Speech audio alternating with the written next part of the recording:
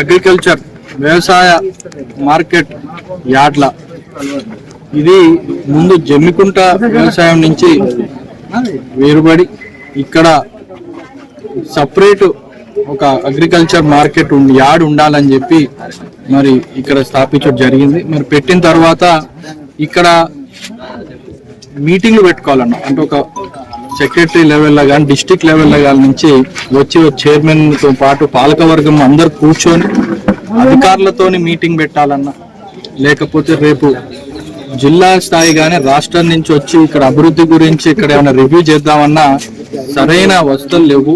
ఒక committee room కానీ ఒక చైర్మన్ ప్లస్ పాలకవర్గం అందరు కూర్చొని మీటింగ్ తీసుకోవడానికి ఒక రూమ్ లేదని చెప్పి మరి గత ఇది ఏర్పడి దాదాపు 4-5 ఏళ్ళు అవుతుంది.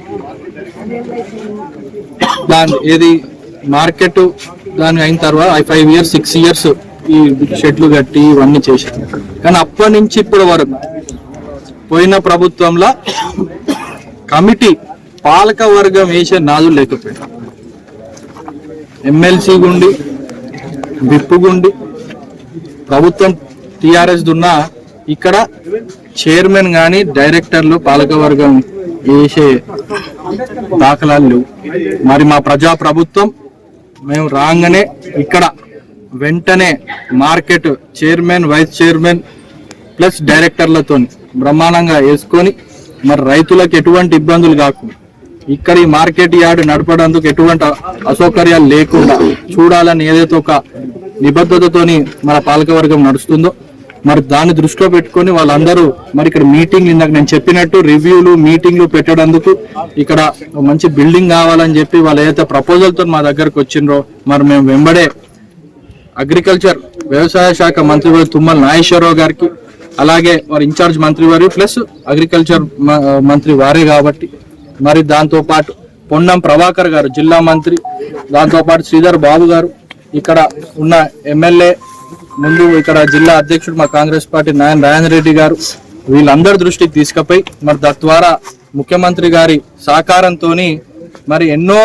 వ్యవసాయ మార్కెట్ క్షేత్రాలు నిధుల కోసము అర్జీలు పెట్టుకున్నాయి. మరి మేము చెప్పి రిక్వెస్ట్ చేసుకొని మా దానికి కావాలి, ఇక్కడ మంచి అభివృద్ధి అవుతుంది, మెయిన్ కేంద్రంగా ఉంటుంది, ఇక్కడ జనాభా కూడా ఎక్కువ అన్న ఒక రిక్వెస్ట్ పెట్టుడుతో మరి వాళ్ళు వెంటనే బిల్డింగ్ కి దాదాపు 69 లక్షలు, దాంతో పాటు ఇంకొక 10-11 లక్షలు కాంపౌండ్ వాల్ ప్రహరీ గోడకు కూడా శాంక్షన్ చేయించింది. అవి ఆల్రెడీ టెండర్లు అయినాయి. ఇప్పుడు ఈ రోజు మరి నన్ను పాలకవర్గం ఇక్కడికి శంకుస్థాపన కార్యక్రమానికి రమ్మన్నారు. చాలా సంతోషం. ముందుగా వారికి చైర్మన్ కి వైస్ చైర్మన్ పాలక వర్గానికి అభినందనలు తెలుపుతూ మరి ఇందాక మా మంత్రులందరికీ ముఖ్యంగా ముఖ్యమంత్రి గారికి హుజురాబాద్ నియోజకవర్గం తరఫున కమలాపూర్ మండల రైతుల తరఫున పాలక వర్గం తరఫున ముందు మా కాంగ్రెస్ పార్టీ తరఫున వారికి కూడా కృతజ్ఞతలు మేము తెలియజేస్తూ రానున్న రోజుల్లో ఇది మంచిగా తొందరగా పూర్తి చేసుకొని మంచిగా మంత్రిని పిలుచుకొని ఈ కార్యక్రమం మళ్ళా బిల్డింగ్ ని కన్స్ట్రక్షన్ అయిపోయిందా ఓపెనింగ్ చేసుకోవాలని కోరుకుంటూ మరి ఈ రోజు ఒక శుభదినం.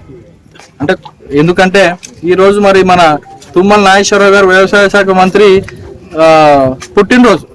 సో పుట్టినరోజు నాడే మరి ఇక్కడ అదే అగ్రికల్చర్ మంత్రి పుట్టినరోజు అగ్రికల్చర్ యార్డ్లా మేము ఈ రోజు అది వారు ఇచ్చిన ఫండ్ తోని మరి ఇక్కడ బిల్డింగ్ ప్రారంభం చేసుకుంటున్నాం కాబట్టి దానికి కూడా చాలా ఆనందపడుతున్నాం. మేము కూడా సంతోషం. వారికి కూడా అందరి పక్షాన మీ అందరి పక్షాన వారికి కూడా జన్మదిన శుభాకాంక్షలు కూడా నేను తెలియజేస్తున్నాను.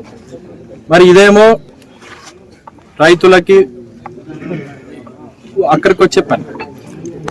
ఇకపోతే రానున్న రోజుల్లో మీకు తెలుసు ఇటనే జుబ్లీల్ సెలక్షన్ బ్రహ్మాండంగా కాంగ్రెస్ పార్టీ విజయ జెండా ఎగిరేసింది. అక్కడ మంచి భారీ మెజార్టీతో. ఇది చెప్పాల్సిన అవసరం ఇప్పుడు ఎందుకు వచ్చిందంటే వాళ్ళేమో ప్రచారం చేసుకుంటూ ఏం అభివృద్ధి చేసిండ్రు అని చెప్పకుండా ఎంతసేపు మా అభ్యర్థిని క్యారెక్టర్ అసాసినేషన్ చేసుకుంటారు. ఓ గుండా అని రౌడీ అని చేసుకుంటా ప్రచారం చేశాం. మరి మేమేం చేసినాం? మేమే అభివృద్ధి చేసినాం 2 ఏళ్ళ. ఏం చేస్తాం మేము అని కాంగ్రెస్ పార్టీ మా ముఖ్యమంత్రి రేవంత్ రెడ్డి గారి ఆదేశాల మేరకు మరి పలు మంత్రులు వాళ్ళు ఇన్ఛార్జ్గా తీసుకొని మరి మేమందరం బూతులు ఇన్ఛార్జ్ వారిగా మరి మేము కూడా పనిచేయడం జరిగింది. నేను 288 బూత్ ఇన్ఛార్జ్గా పనిచేసినాం సోమాజిగూడ డివిజన్లో. మరి అక్కడ మంచి భారీ మెజార్టీ మేము తీసుకొచ్చినాం. దాదాపు 340 ఓట్లు పడితే 202 ఓట్లు కాంగ్రెస్ పార్టీకి ఉంటాయి. అంటే దాదాపు మేము ఒక 105, 110 మెజార్టీ ఇచ్చినాం అక్కడి నుంచి. సో అట్లా అందరూ మొత్తం రాష్ట్రంలో ఉన్న కాంగ్రెస్ పార్టీ క్రియాశీలంగా అక్కడ ఉన్న అందరూ పనిచేసాం. అంటే ప్రజలు దీన్ని బట్టి అర్థం చేసుకోవాల్సి ఏంటంటే ప్రజలు అభివృద్ధి వైపు ఉన్నారు, అభివృద్ధి కోరుకుంటున్నారు. అది మా కాంగ్రెస్ పార్టీ ఖచ్చితంగా రేవంత్ రెడ్డి గారి నాయకత్వంలో ప్రతి ఒక్క సంక్షేమ పథకాన్ని అమలు చేసుకుంటూ రానున్న రోజుల్లో మరిన్ని పథకాలను ఇంకా అమలు చేసుకుంటూ ముందుకు పోతుందని తెలియజేస్తూ, మరి ఇక్కడి నుంచి కూడా ఎమ్మెల్యే కూడా అక్కడ పోయిండు. అక్కడ ఏదో ఇక్కడ చేసినట్టు 2-3 విషయాలు చేసిండు, మీకు తెలిసి చూసిండు. ఓ సెంటిమెంట్ వీడియో రిలీజ్ చేసిండు.